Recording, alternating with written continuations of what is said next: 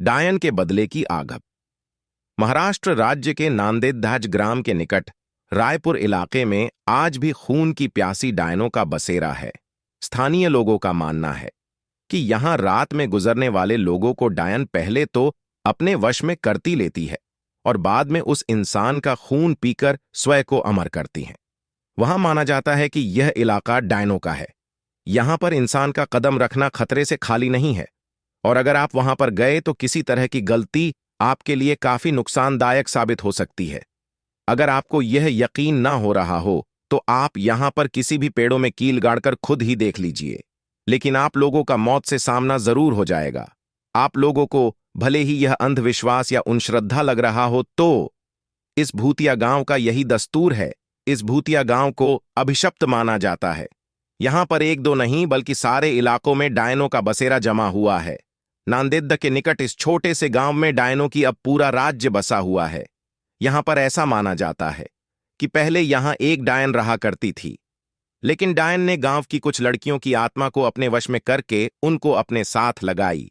आज वही लड़कियां इन डायनों के साथ मिलकर खुद को अमर रखने की कोशिश करती हैं।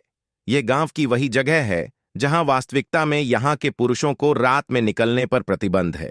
कब किस कौन सी जगह पर डायन उन्हें अपने वश में कर ले कोई नहीं जानता है। अभी तक यहां पर कुल 42 ऐसे मामले आ चुके हैं जिनमें से पुरुष लापता हो गए, लेकिन उनका अभी तक कोई अता पता नहीं चला है।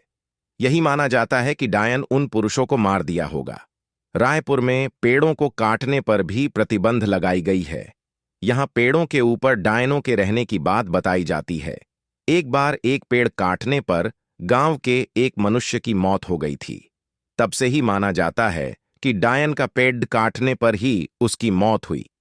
यहां पर एक टूटी हुई हवेली के अंदर एक छोटी सी कोठरी है जिसमें कोई भी नहीं आता जाता है और माना जाता है कि इस अंधेरी कोठरी में जो भी गया वो वापस कभी लौट कर नहीं आया है।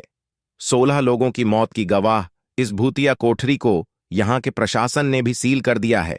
डायनों को अपने वश में करने के लिए यहां पर कई तांत्रिकों ने अपनी पूरी शक्ति लगा दी, लेकिन इस बीच 5-6 तांत्रिकों को भी मौत हो गई, जिसके बाद तांत्रिक भी यहां की डायनों को अपने वश में करने से घबराने लगे। कहा जाता है कि गांव में हर अमावस्या और पूर्णिमा की रात को कोई बाहर नहीं निकल। हालांकि यह काफी पुरानी बात है। अब लोग अपने घरों को अच्छे से बंद करके घरों में रहते हैं।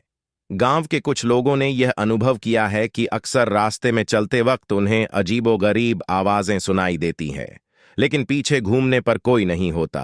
गांव के रंजीत नाम के व्यक्ति ने तो अपनी बाइक पर एक डायन को लिफ्ट तक दी थी। काफी लंबा रास्ता तय करने के बाद उसे एहसास हुआ कि उसके पीछे कोई बैठा हुआ है, पर उसने जब पीछे घूमकर देखा तो कोई नहीं था। रायपुर के लोगों का मानना है कि यहां कई साल पहले एक खूबसूरत महिला के साथ गांव के कुछ लोगों ने बलात्कार किया था।